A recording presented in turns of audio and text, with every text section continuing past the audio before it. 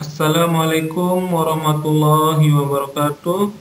Kembali lagi kita ke mata pelajaran pendidikan jasmani, olahraga, dan kesehatan kelas 8 pada materi bab 5 yaitu kebugaran jasmani.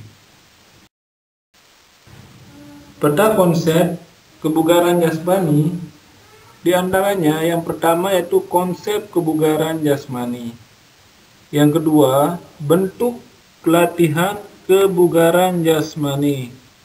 Yang ketiga, ada tes dan pengukuran kebugaran jasmani. Setelah mempelajari bab 5 kebugaran jasmani, Pak Guru mengharapkan kalian mampu yang pertama yaitu menjelaskan tentang kebugaran jasmani.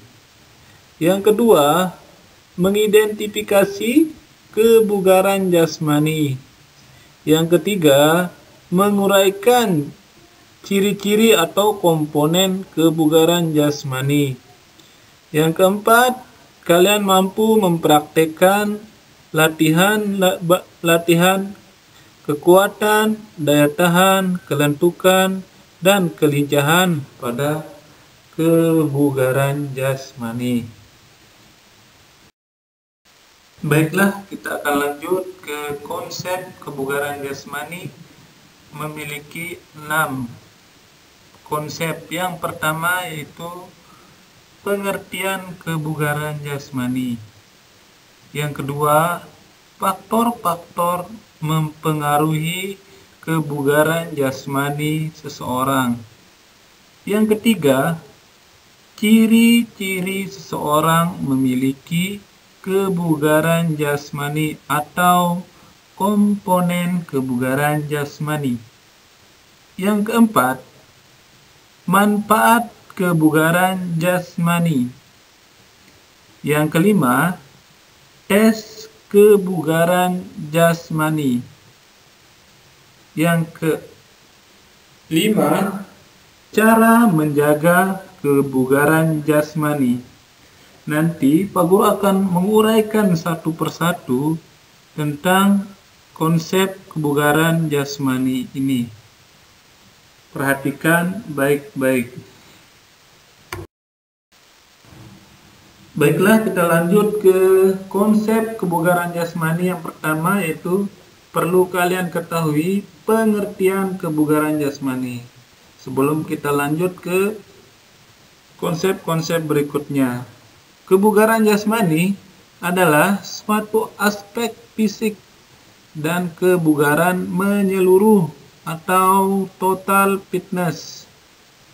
Atau kebugaran jasmani dapat dikatakan sebagai kesanggupan dan kemampuan tubuh melakukan penyesuaian terhadap pembebanan fisik yang diberikan kepadanya atau dari kerja yang dilakukan sehari-hari tanpa merasakan kelelahan. Contoh kecil seperti kalian mengikuti upacara.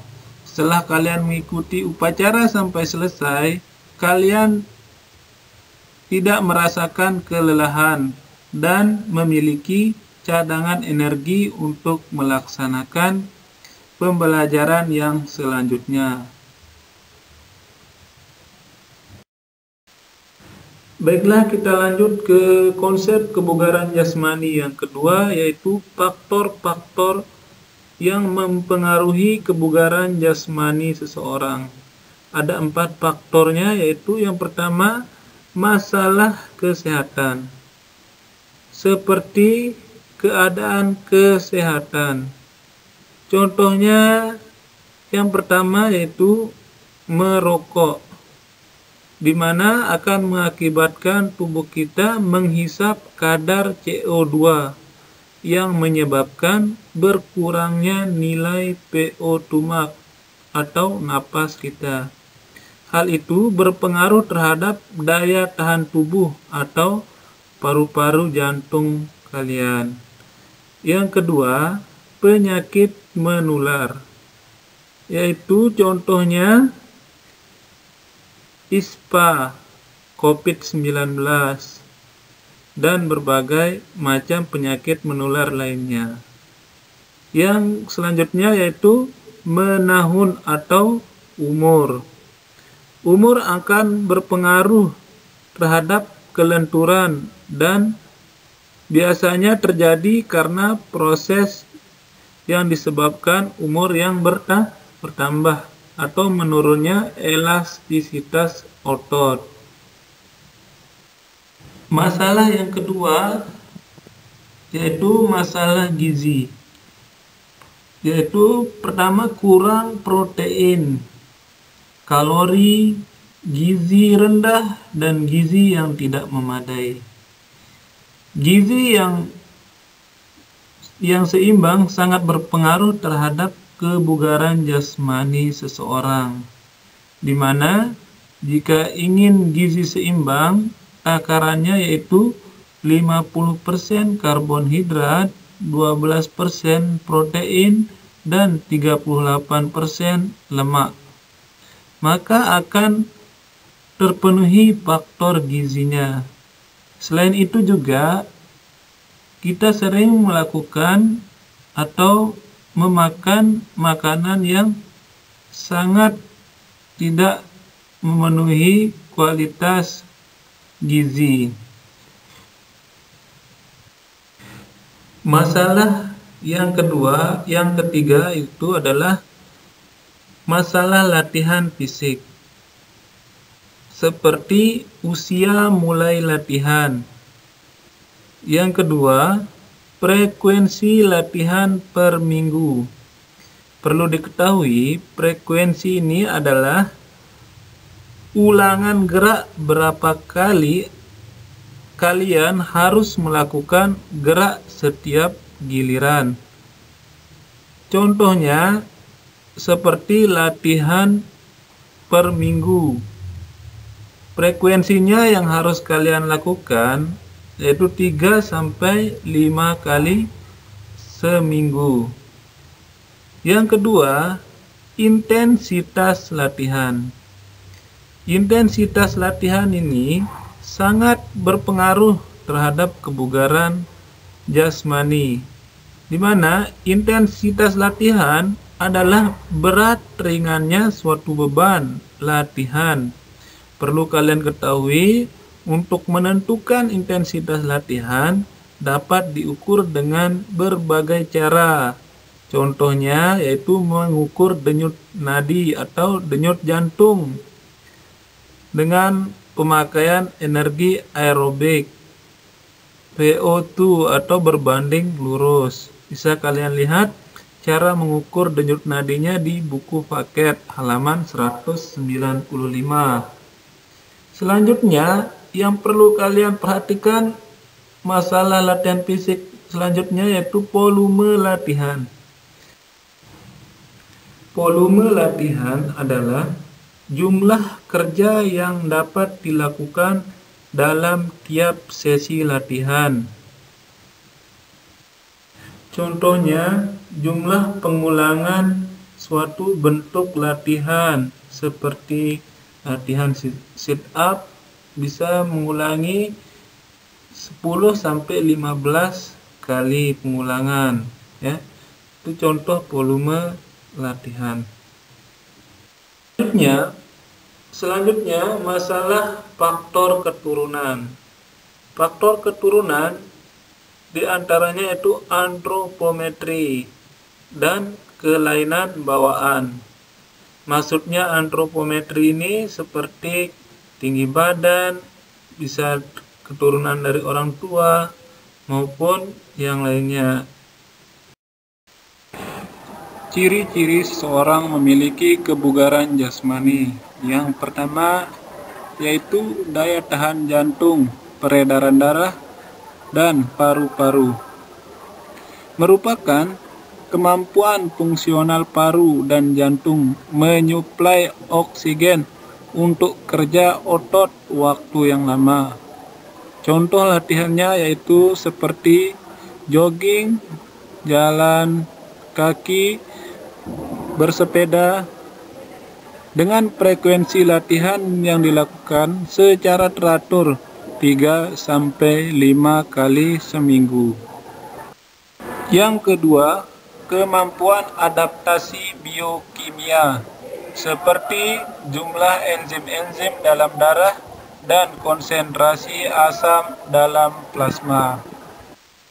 Yang ketiga, kekuatan otot atau muscle strength merupakan kemampuan sekelompok otot melawan beban dalam suatu usaha. Latihan kekuatan memiliki 3 gerak spesifik.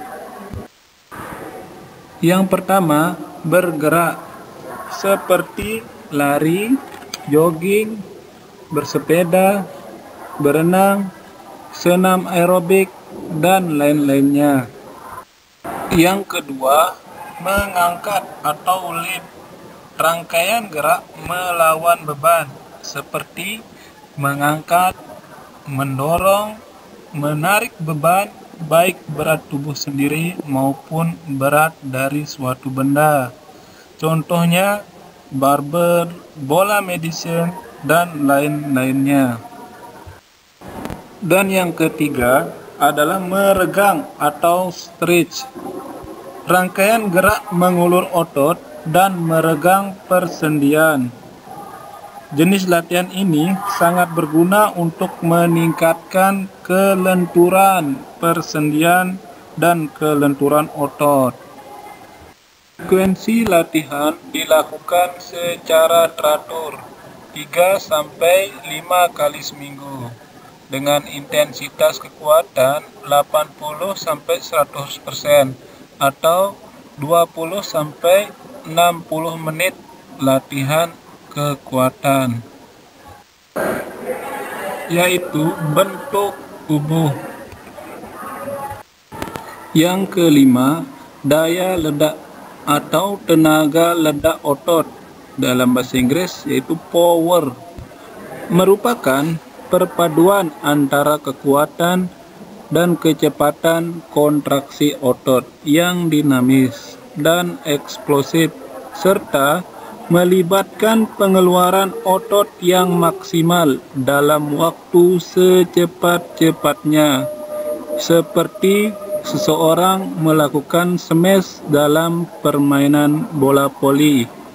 Jenis latihannya yaitu knik jump atau paha menyentuh dada dengan cara melompat. Ciri seorang memiliki kebugaran jasmani. Yang keenam, daya tahan otot, merupakan kemampuan sekelompok otot melakukan serangkaian kerja dalam waktu lama. Contoh kecil seperti memindahkan bangku dari satu tempat ke tempat yang lain. Bentuk-bentuk latihannya seperti push up, sit up, back up, dan box jump. Frekuensi latihan dilakukan secara teratur 3-5 kali seminggu untuk menghasilkan daya tahan otot yang baik. Intensitas daya tahan otot 70% atau 20-60 menit. Selanjutnya, yang ketujuh, kecepatan atau speed, merupakan kemampuan seseorang untuk bergerak secepat mungkin dengan waktu sesingkat-singkatnya setelah menerima rangsang. Contoh seperti lari cepat atau sprint. Bentuk latihannya seperti squat jump dan plyometric. Yang kedelapan, kelincahan atau agility, merupakan kemampuan tubuh untuk merubah-ubah posisi tubuh dan mengatasi rintangan dengan dalam waktu singkat. Kelincahan merupakan perpaduan dari kelentukan dan kecepatan, bahkan kekuatan. Contoh seperti pemain sepak bola saat melewati lawan. Bentuk latihannya bisa dengan lari zigzag atau lari rintangan. Baiklah, selanjutnya ciri seorang memiliki kebugaran jasmani yang ke-9, yaitu kelentukan atau flexibility. Merupakan kemampuan tubuh untuk melakukan gerak melalui ruang gerak sendi atau ruang gerak tubuh secara maksimal, tanpa dipengaruhi oleh suatu paksaan atau tekanan. Contohnya seperti gerakan kayang untuk melatih kelenturan otot punggung. Frekuensi latihan kelentukan bisa dilakukan setiap hari dengan memperhatikan batas nyeri pada tubuh. Yang ke-10, koordinasi. Merupakan kemampuan seseorang mengintegrasikan berbagai gerakan yang berbeda dan mampu mengkoordinasikan seluruh bagian tubuh dengan baik. Contohnya seperti gerakan lompat di tempat dengan dilanjutkan lari sprint atau lari cepat. Yang terakhir atau yang ke-11, reaksi. Kemampuan tubuh seseorang dalam menanggapi suatu gerakan, rangsangan, maupun stimulus yang diberikan oleh orang lain. Baiklah, itulah 11 ciri atau komponen seseorang memiliki kebugaran jasmani. Adapun manfaat kebugaran jasmani yang pertama yaitu meningkatkan kemampuan jantung dan paru-paru atau mencegah penyakit jantung. Yang kedua, menurunkan tekanan darah. Yang ketiga, mengurangi lemak dan kadar gula atau mencegah obesitas. Yang keempat, mengatasi depresi. Yang kelima, memperbaiki bentuk tubuh. Yang keenam, mengurangi stres. Yang ketujuh, memaksimalkan kinerja otak. Yang kedelapan, mencegah proses penuaan dini. Yang kesembilan, meningkatkan fleksibilitas atau persendian tubuh. Itulah manfaat kebugaran jasmani, dan masih banyak lagi manfaat yang lainnya untuk tubuh atau untuk kebugaran tubuh. Lanjut, cara menjaga kebugaran jasmani. Yang pertama yaitu makan makanan yang cukup dan bergizi. Contoh seperti susu, buah, dan yang lain-lainnya. Yang kedua, olahraga secara teratur dengan memperhatikan frekuensi latihan, usia latihan, volume latihan, dan intensitas latihan. Yang ketiga, istirahat atau tidur yang cukup. Maksimal tidur yang baik adalah selama 8 jam. Yang keempat, membiasakan hidup sehat seperti yang Pak Guru contohkan tadi.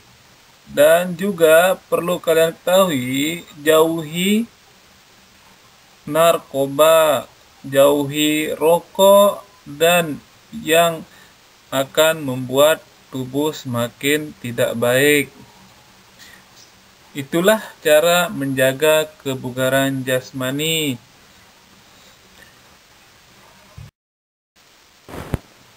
Terima kasih atas perhatiannya. Assalamualaikum warahmatullahi wabarakatuh.